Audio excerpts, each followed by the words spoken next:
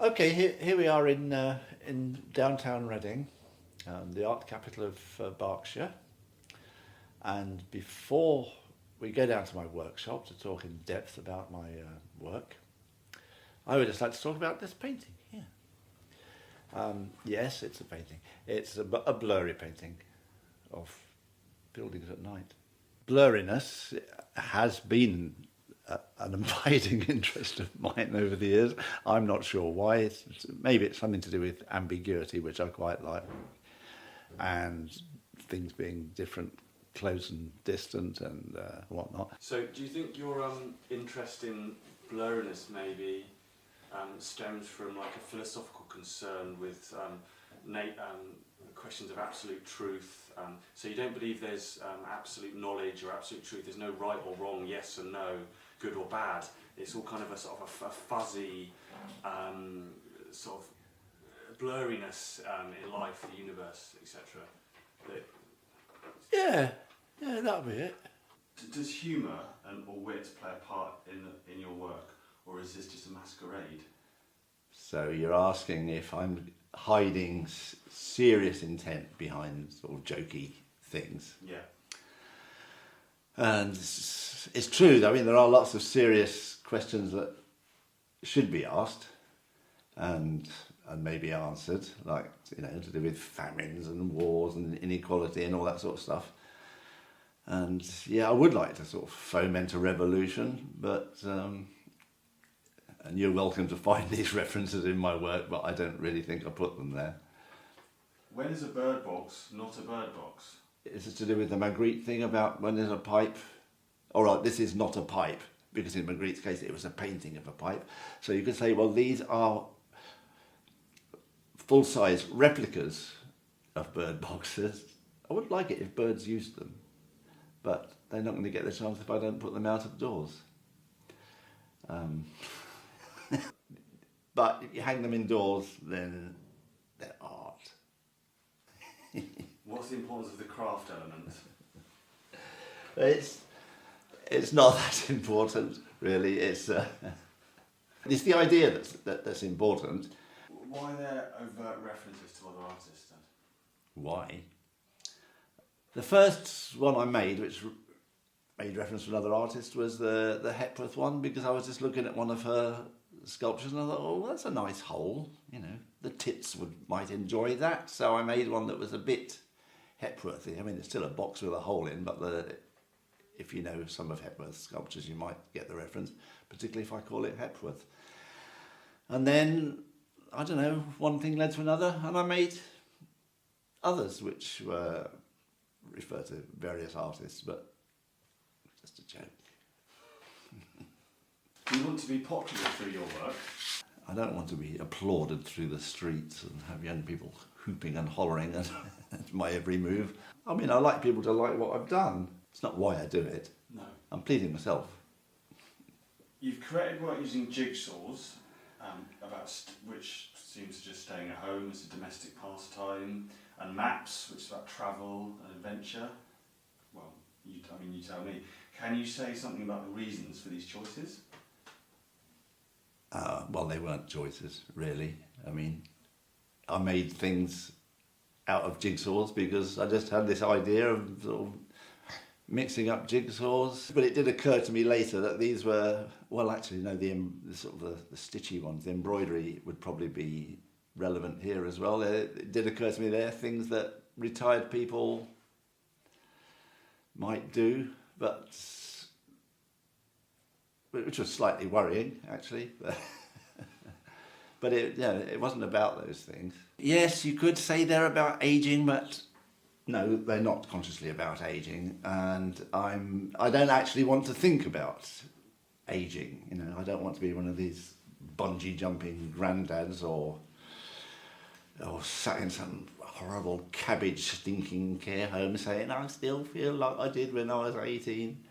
Because in fact, when I was 18, I was a self-centred smart aleck anyway. So, no, I'm not really interested in that.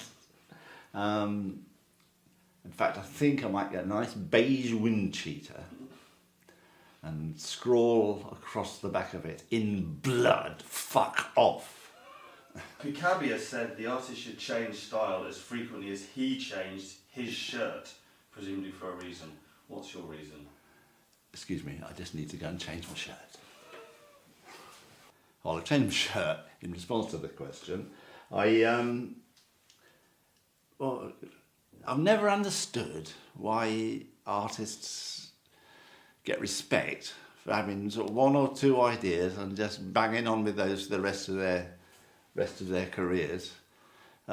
Just that single-mindedness, I can't really understand it. Like Joseph Albers with his homage to the square, lots of squares, all the same format, snotty colours over and over and over again.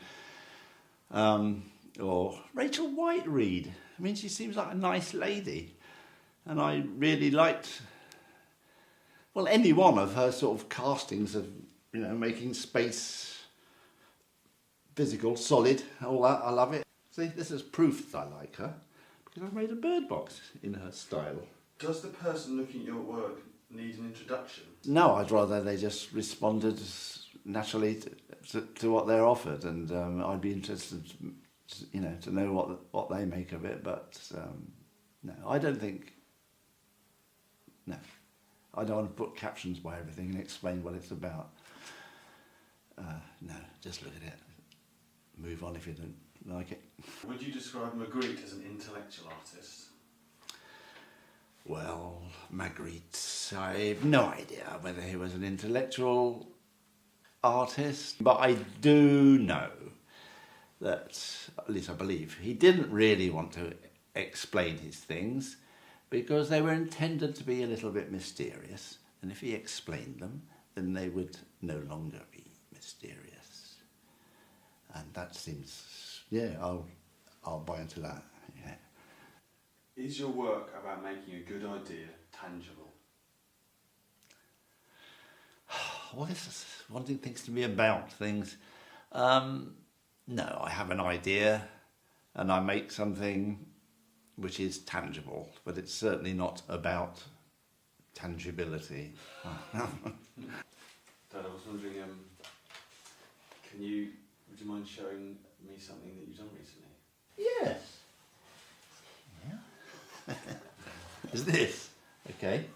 Right, so I had this idea that I would make a colour-coded alphabet. I don't know why or how it relates to anything else. I just thought if you could have colours for letters, I don't know, you could paint pictures that had a hidden message or something. So after a lot of trial and error, I sorted out some colours which I hoped were distinct enough to be recognisable in any context, surrounded by any other colours. I did that. I made this rack to put the jars in. So, like A, B, C. But as you can see, that rather spoils the look of the rack. So I thought, well, I'll just keep that as it is. And I made a simpler background for the letters with just spaces numbered, so then, not numbered, lettered. A, B, C. But this is unnecessarily anal, surprise. So this is upside down. Says something. This says, amazingly few discotheques provide a jukebox. This is my favourite pangram. It demonstrates the colour code. This has nothing to do with phoneme colour synesthesia. I made the rack above